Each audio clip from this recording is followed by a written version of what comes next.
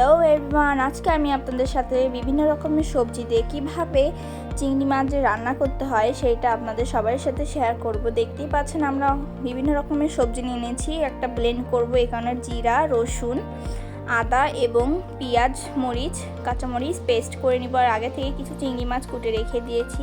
Fry প্যানে সরিষার তেল দিয়ে দিব, দেন পেস্টটা আমরা ঢেলে দিব, দিয়ে পরিমাণ মতো লবণ হলুদ দিয়ে এটাকে ভালো মতন কষিয়ে নিয়ে চিংড়িগুলিকেও ভালো করে কষিয়ে নিয়ে কুটে রাখা বেগুন আলু দিয়ে দিব, দিয়ে ভালো করে এটাকে কষিয়ে নিতে হবে। ভালো করে এটা কষিয়ানো হয়ে গেলে আগে থেকে ভাপ দিয়ে রাখা ফুলকপি এবং টমেটো দিয়ে দিব, দিয়ে এটাকে আবারও ভালো করে নাড়াচাড়া দিয়ে হালকা পানি দিয়ে এটাকে আবারও আমরা একটু ভালো করে নাড়াচাড়া দিতে হবে।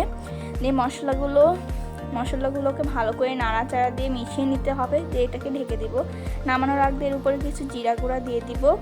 দেখতে পাচ্ছেন আমাদের সবজি রান্নাটা কতটা সুন্দর হয়েছে।